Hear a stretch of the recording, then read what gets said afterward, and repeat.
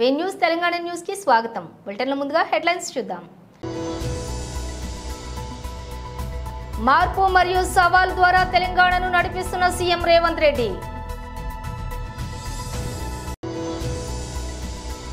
తెలంగాణ భవన్లో మీడియాతో మాట్లాడుతున్న BRS working president KTR.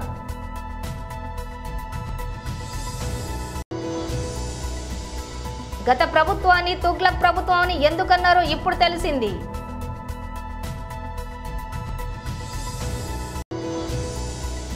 Jagananna మాకు భరోసా ఇచ్చారు, ఇంకా ఇలాంటి కేసులు ఎన్ని పెట్టినా మేము భయపడం. ఇంటూరి రవికిరణ్ సతీమణి. అధికారం కోసం బాలాసాహెబ్ థాకరే సూత్రాలను ఉద్ధవ్ ఠాక్రే మర్చిపోయారు, శ్రీ అమిత్ షా. ఇక డీటెయిల్స్ చూస్తే మార్పు మరియు సవాలు ద్వారా తెలంగాణను నడిపిస్తున్న CM Revanth Reddy. Candidate, then BRS, then TDP, then INC. Not BRS. TRS. Not TRS. Not here. Just I have financed to KCR. I have not worked in TRS. Okay. That time Telangana movement was going on. Right. Every Telangana student or industrialist have supported BRS. They have capitalized the sentiment. That's all. Okay. With Naidu, I have worked a quite long time. Yeah. So, with all this experience, very rare to see somebody with that kind of depth. If I can try to get you to start with to remove the Chief Minister hat and just speak to us as a political analyst, because you've had an incredible political analysis from my experience interacting with you. 5 months of experience, 5 months of time we have had to digest June 4th, the national election result. Can you now tell us who actually won the elections? Because the Congress says it's won, BJP said it's won, everybody is saying that it won the elections. So who actually won the elections? So I can say, अब की बार 400 पार. So 400 तो 240 हो गए. पहले बोल रहा था Congress party के लिए 40 तो 100 हो गए. नंबर से आप देखो कौन इस चुनाव में जीत गए, तो समझ सकता है मोदी जी का हार है ये. मैं I cannot say it is a defeat of BJP, it is a defeat of Modi ji. Why? Because they have planned everything on Modi ji brand, Modi ji guarantee. So people have refuse to accept Modi ji guarantee. कि मैं चुनाव से पहले ही यही बात कहा था, मोदी जी का गारंटी का वारंटी ख़त्म हो गए. तो वो वारंटी ख़त्म हो गए, अभी तो कुछ बचा ही नहीं. अभी सरकार चलना है तो और किसी का सहारा लेना है. नायडू जी का सहारा लेना है, नीतीश जी का सहारा लेना है. अगर कोई अगर 1 मिनट भी आगे पीछे कर दिए तो मोदी जी का सरकार है ही नहीं. तो सीधा हम समझ सकते हैं कि ये हार मोदी जी का हार. But similarly, would you say that the Congress, in a sense, would you call it a victory? That we've gone almost to 100? इन सरकार बनाने में हम कामयाब नहीं हो सका, मगर पब्लिक परसेप्शन में मोदी जी 10 साल इस देश के जनता को जितना धोखा दिया, वो परसेप्शन में हम लोग सक्सेस हो गए. किसान के खिलाफ 3 काला कानून लागू कर दे के जितना किसानों को मरवाया आप देके, और संविधान बदलने के लिए जितना कोशिश किए, आरक्षण रद्द करने के लिए भी मोदी जी का सरकार कितना कोशिश किए. ये सब सारा जो हिडन एजेंडा था मोदी जी का, वो हिडन एजेंडा को हम बाहर लेकर आए और लोगों के अंडरस्टैंडिंग लेवल हम और एक लेवल पे आगे लेकर गए. तो इस बार लोग जानना लग गए कि भारतीय जनता पार्टी का हिडन एजेंडा क्या है दिखाने का. पुराना कहावत है, हाथी का खाने का दांत अलग है, दिखाने का दांत अलग है. Correct. తెలంగాణ భవన్లో మీడియాతో మాట్లాడుతున్న బీఆర్ఎస్ వర్కింగ్ ప్రెసిడెంట్ కేటీఆర్. స్వావలంబన సాధించాలి అన్ని రంగాల్లో అనే ఒక ఉదాత్తమైన ఆశయంతో ఆలోచనతో ఆనాటి స్వతంత్ర భారత మొదటి ప్రభుత్వం కొన్ని ఆలోచనలు చేసింది.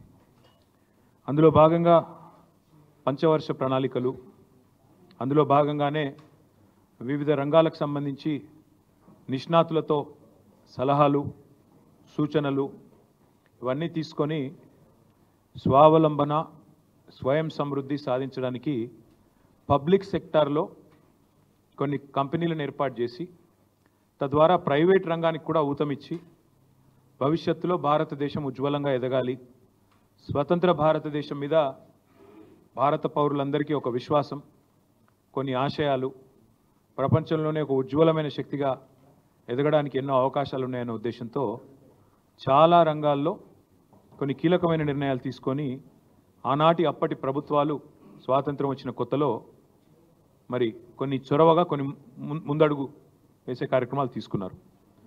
అందులో ముఖ్యంగా ఫార్మాస్యూటికల్ లైఫ్ సైన్సెస్ సెక్టర్, జీవ ఔషధ రంగానికి సంబంధించి, లైఫ్ సైన్సెస్ సంబంధించి అప్పటి ప్రభుత్వాలు కొన్ని నిర్ణయాలు తీసుకొని IDPL అనే ఒక సంస్థని మన హైదరాబాదులో, ఆనాటి హైదరాబాద్ స్టేట్లో, తర్వాత ఉమ్మడి ఆంధ్రప్రదేశ్లో కలిసిన తర్వాత ఉమ్మడి ఆంధ్రప్రదేశ్లో కలపడం జరిగింది.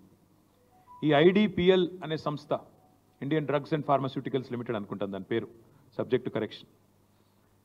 IDPL అనే సంస్థ నుంచి ఆనాడు రీసెర్చ్ జరగాలి, భారతదేశంలో బ్రహ్మాండమైన కార్యక్రమాలు చేయాలనే ఉద్దేశంతో IDPL అనే సంస్థను మన హైదరాబాద్లోనే నెలకొల్పడం జరిగింది. ఆ IDPL అనే సంస్థ ఎంత ఉజ్వలంగా పనిచేసింది, ఎంతమందిని తయారు చేసింది అంటే, తదనంతరం మన రాష్ట్రంలో ఫార్మాస్యూటికల్ రంగంలో పేరెన్నిక కలిగిన కంపెనీ డాక్టర్ రెడ్డి ల్యాబ్స్. ఆ రెడ్డి ల్యాబ్స్ నడిపిన, ఆ రెడ్డి ల్యాబ్స్ వ్యవస్థాపించిన పెద్దలు డాక్టర్ అంజిరెడ్డి గారు ఆ IDPL నుంచి వచ్చారు. తదనంతరం ఆ రెడ్డి ల్యాబ్స్ నుంచి చాలామంది, ఇవాళ MSN ల్యాబ్స్ అని MSN రెడ్డి గారు, హెట్రో నుంచి వచ్చిన పార్సారథి రెడ్డి గారు, తర్వాత ఆరోబిందో వాళ్ళు, వీళ్ళందరూ కూడా IDPL అనే పేరెంట్ సంస్థ నుంచే, అందులోంచి వచ్చిన వాళ్ళే వీరంతా కూడా. ఈ ఉపోద్ఘాతం అంతా మీకు ఎందుకు చెప్తున్నా అంటే, ఫార్మాస్యూటికల్ రంగంలో హైదరాబాద్ అనే మహానగరం, తెలంగాణ అనే రాష్ట్రం ఇవాళ భారతదేశంలో ఒక leader. 40% pharmaceuticals and bulk drugs భారతదేశంలో తయారయ్యేటిది మన తెలంగాణ, మన హైదరాబాద్ నుండే ఇవాళ వస్తూ ఉన్నాయి. ఇంకా ఒక అడుగు ముందుకేసి చెప్పాలి అంటే, కోవిడ్ సమయంలో పారాసిటమాల్కి ఎంత గిరాకీ ఉండేనో నాకంటే బాగా మీకే తెలుసు. ప్రపంచవ్యాప్తంగా పారాసిటమాల్కి షార్టేజ్ ఏర్పడింది. మనం డోలో రూపంలో తీసుకుంటాం, క్రోసిన్, డోలో. వాటికి సంబంధించి ఆనాడు అప్పటి అధ్యక్షుడు, అమెరికా అధ్యక్షుడు డొనాల్డ్ ట్రంప్ మన ప్రధానమంత్రి గారికి ఫోన్ చేసి, మీ భారతదేశంలో ఫార్మాస్యూటికల్స్ చాలా విస్తారంగా పనిచేస్తూ ఉన్నాయి, మాకు ఈ పారాసిటమాల్ కావాలి అంటే, డొనాల్డ్ ట్రంప్ గారు కూడా, ఆనాడు నేను మంత్రిగా ఉన్నా కాబట్టి తెలుసు, ప్రభుత్వంలో మేము ఉన్నాం కాబట్టి తెలుసు, ఆనాడు అప్పటి మన ముఖ్యమంత్రి కేసీఆర్ గారికి ఫోన్ చేసి, వాళ్ళ అధికారులు మన అధికారులు సయోధ్యతో, అండర్స్టాండింగ్తో ప్రపంచవ్యాప్తంగా ఉన్న పరిస్థితులను దృష్టిలో పెట్టుకొని పారాసిటమాల్ ఉత్పత్తిని కూడా పెంచాలి అని చెప్పి అప్పటి ఫార్మాస్యూటికల్ కంపెనీని పిలిచి, మేము ఆనాడు ఒక ఆలోచనతోని వాళ్ళని కాన్ఫిడెన్స్లో తీసుకొని ఆ రంగాన్ని ముందుకు పోయినాం.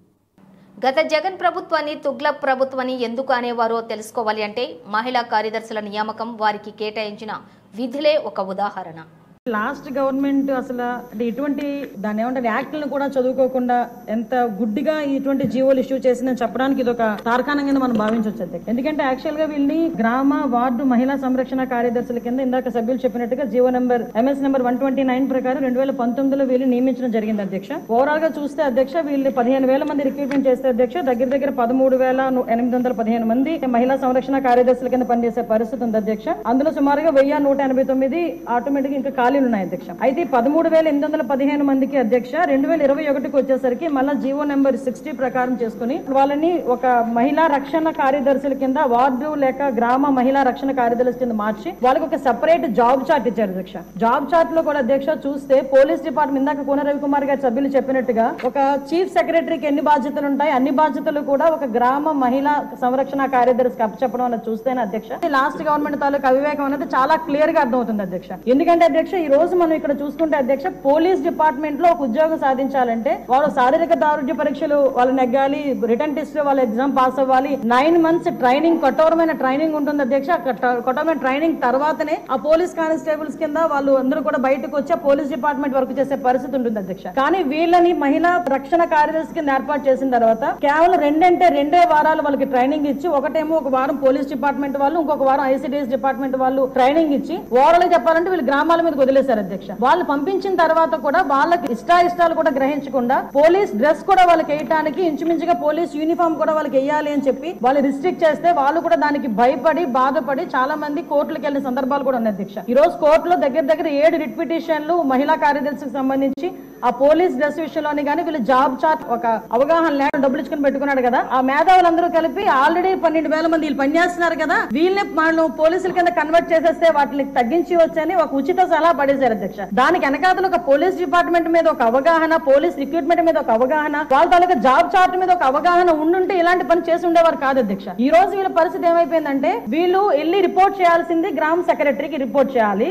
వీళ్ళ అడ్మినిస్ట్రేటివ్ పవర్స్ ఎక్కడ ఉంటాయంటే పోలీస్ డిపార్ట్మెంట్ దగ్గర ఉంటాయి. వీళ్ళకి జీతం ఇచ్చేదేమో ఎంపీడీఓ, లీవ్ ఇచ్చేదేమో ఎంపీడీఓ, మళ్ళా తిరిగి ఒకవేళ ట్రాన్స్ఫర్ అవ్వాలంటే డిపార్ట్మెంట్ కలెక్టర్ దగ్గరికి వెళ్ళాలి అధ్యక్ష. అంటే వీళ్ళకి సంబంధించి ఒక అథారిటేటివ్ ఆఫీసర్ ఒకరు కూడా లేక ఇన్ని డిపార్ట్మెంట్స్ తో పోనీ పైకి వచ్చిన తర్వాత పని చేద్దామంటే వీళ్ళు తాలూకా అంటే పైత్యం ఎంత పెరిగిపోయిందంటే లాస్ట్ గవర్నమెంట్ కి వీళ్ళ చేతే తక్కువ జీతాలు ఇచ్చి ఎక్కువ పని చేయించుకుందామని క్రైమ్ ఆఫ్ ఎఫెన్స్ దగ్గర కూడా కాపాడడానికి కూడా వీళ్ళు తీసుకెళ్లాలంట. నాన్ బెయిలబుల్ వారెంట్లకు సంబంధించి వీళ్ళు సపోర్ట్ చేయాలంట. అక్కడికి వెళ్లి మహిళా సంరక్షణ కార్యదర్శుల కింద, మహిళా రక్షణ కార్యదర్శుల కింద అక్కడ ఉన్న అవగాహన కల్పించడం, లేకపోతే ఐసిడిఎస్ సంబంధించి ఏదైనా మిడ్ డే మీల్స్ చూడడం అంతవరకు ఓకే. ఆఖరికి పోలీస్ డిపార్ట్మెంట్ కి వాళ్ళ ఇన్వెస్టిగేషన్ లోని కూడా వీళ్ళు హెల్ప్ తీసుకొని చేసుకునే పరిస్థితి కనిపించింది. లాస్ట్ గవర్నమెంట్ లో చాలా మంది మాతోనే మొరపెట్టుకున్నారు అధ్యక్ష. మేము ప్రతిపక్షంలో ఉండేటప్పుడు పోరాటాలు చేసేటప్పుడు మమ్మల్ని ఆపడానికి ఈ మహిళా కానిస్టేబుల్ తో పాటు మహిళా పోలీసులు కూడా పంపించేవారు. ఈ ప్రభుత్వంలో పోలీసులు అక్రమ అరెస్టులు చేస్తున్నారు. ఒక స్టేషన్ నుండి బయటకు వచ్చాక మరో స్టేషన్ పోలీసులు వచ్చి తీసుకెళ్తున్నారు. పైనుంచి వచ్చిన ఫోన్ ఆధారంగా పోలీసులు ప్రవర్తిస్తూ ఉన్నారు. ఇంటూరి చెప్పని విషయాలను చెప్పినట్లుగా సంతకాలు పెట్టించుకుంటూ ఉన్నారు. అయితే జగనన్న మాకు భరోసా ఇచ్చారు, ఇంకా ఇలాంటి కేసులు ఎన్ని పెట్టినా మేం భయపడం. పోలీసులు అరెస్ట్ చేస్తూనే ఉన్నారు. గుంటూరు దగ్గర నుంచి ఫస్ట్ గుడివాడ వచ్చి తీసుకెళ్లారండి. గుడివాడ వచ్చి పోలీసులు వచ్చి గుడివాడ తీసుకెళ్లారు. అక్కడి నుంచి స్టార్ట్ అయ్యింది. లాస్ట్ మంత్ 21వ తారీఖు నుంచి ఇప్పుడు వరకు గుడివాడలో 2 అన్నారు. తర్వాత అరండల్పేట 1, వైజాగ్లో 2, మొత్తం ఆయన మీద 9 కేసులు వేశారండి. గుడివాడలో గుంటూరులో చూసుకుని ఆయన ఇంటికి వచ్చిన తర్వాత ఆ నెక్స్ట్ డే వచ్చి దువ్వాడ పోలీస్ స్టేషన్లో పోలీసులు వచ్చారండి. స్టేషన్ నుంచి వచ్చాం సైన్ అని చెప్తున్నారు.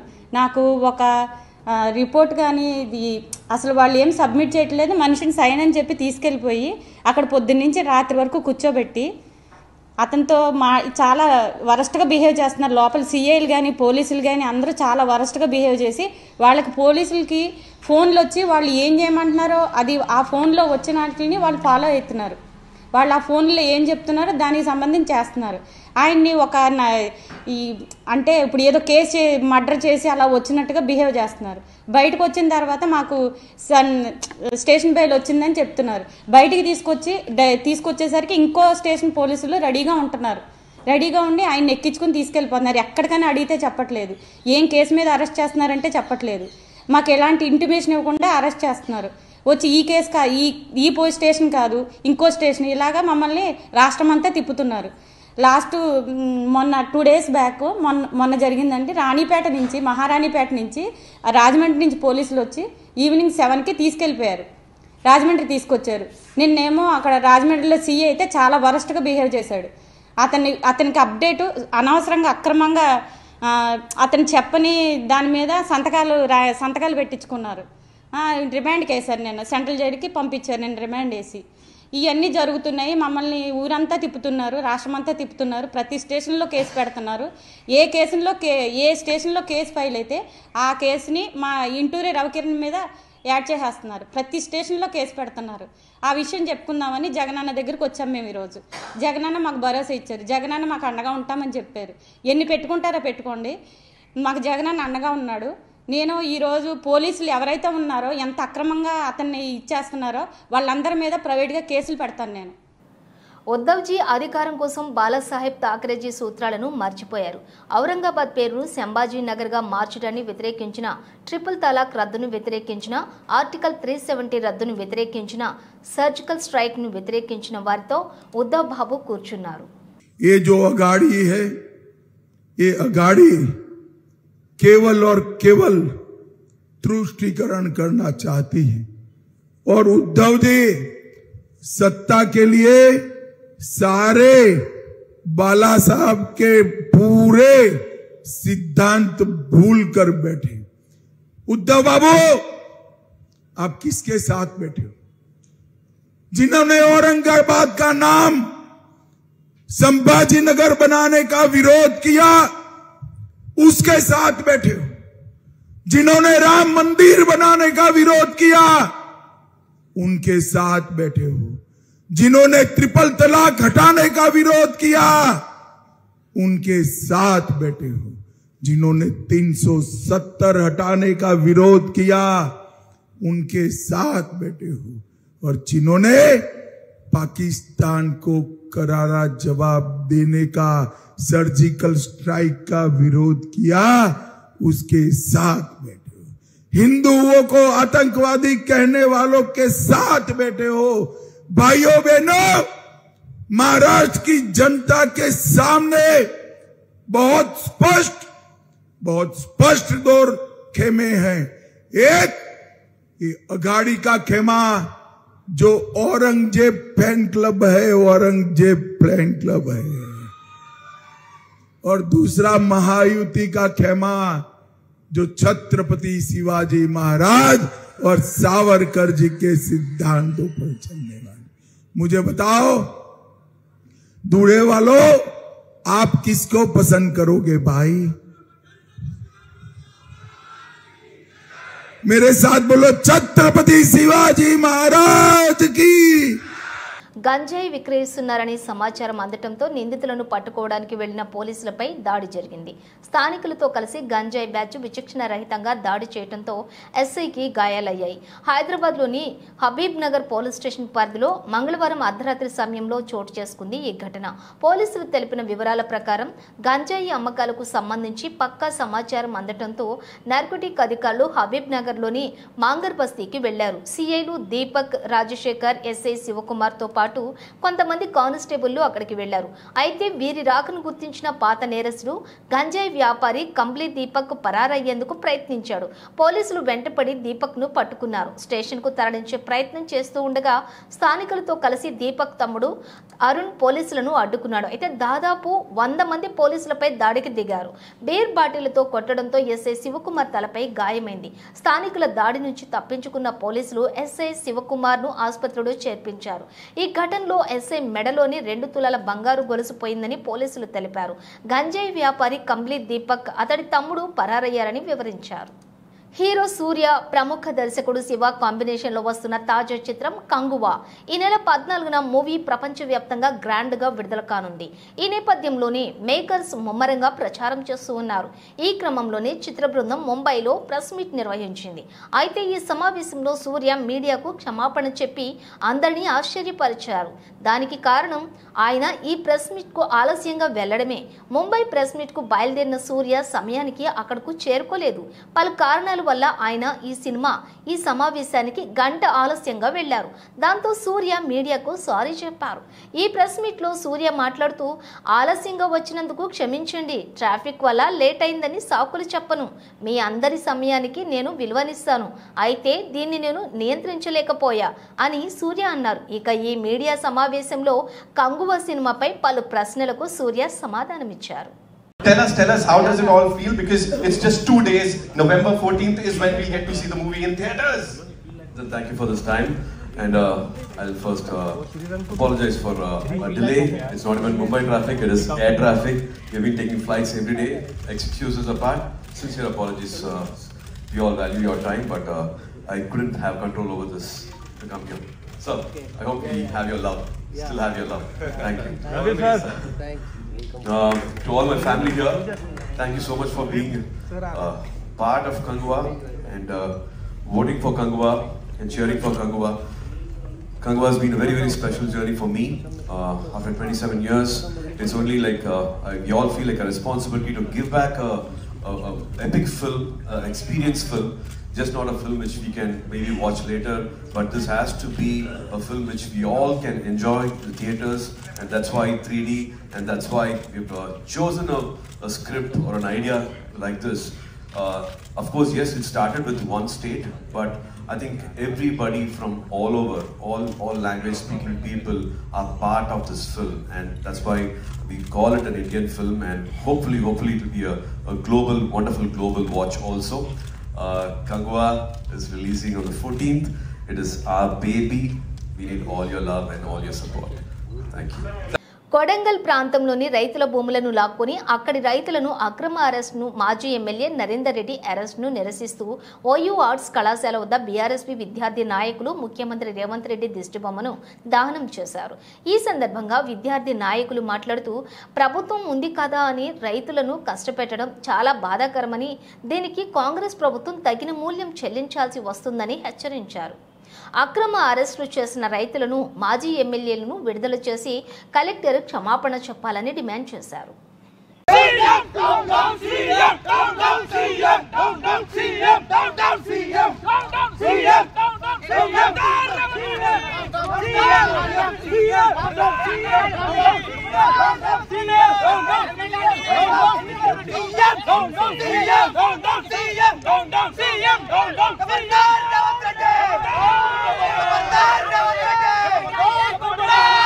నుంచే వాళ్ళకి రాజకీయ సమాధి కడుతున్నారు. రేపు రేవంత్ రెడ్డి ఏ రకంగా అక్కడ పోయి అక్కడ ప్రచారం చేస్తాడో నెక్స్ట్ రానున్న ఎలక్షన్లో వాళ్ళు ఖచ్చితంగా తిరగబడలేరా? రేవంత్ రెడ్డికి చెప్పులతో సమాధానం చెప్పలేరా?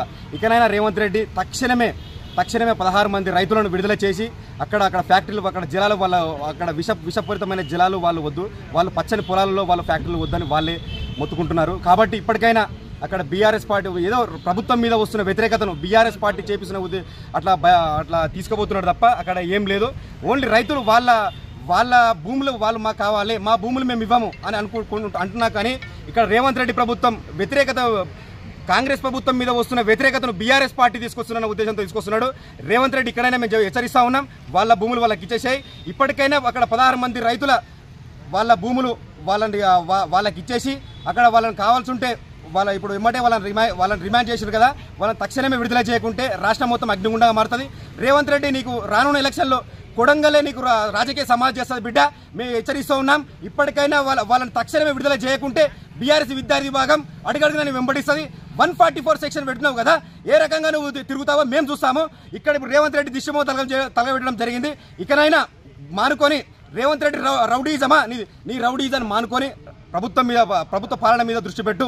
ఇప్పటికైనా మార్చుకో, రైతుల మీద వేస్తే బిడ్డ నువ్వు రానున్న రోజుల్లో నువ్వు ఆగమైపోతావు బిడ్డ, హెచ్చరిస్తా ఉన్నాం. బులెటిన్ ముగించే ముందు హెడ్లైన్స్ మరోసారి. మార్పు మరియు సవాల్ ద్వారా తెలంగాణను నడిపిస్తున్న సీఎం రేవంత్ రెడ్డి.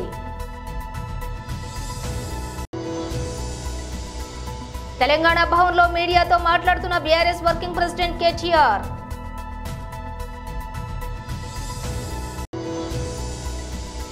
గత ప్రభుత్వాన్ని తుగ్లక్ ప్రభుత్వాన్ని ఎందుకన్నారో ఇప్పుడు తెలిసింది.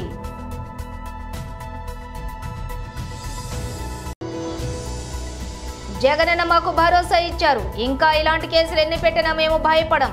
ఇంటూరి రవికిరణ్ సతీమణి. అధికారం కోసం బాలాసాహెబ్ ఠాకరే సూత్రాలను ఉద్ధవ్ ఠాకరే మర్చిపోయారు, శ్రీ అమిత్ షా. ఇవి బులెటిన్ విశేషాలు. మరో బులెటిన్తో మళ్ళీ కలుద్దాం.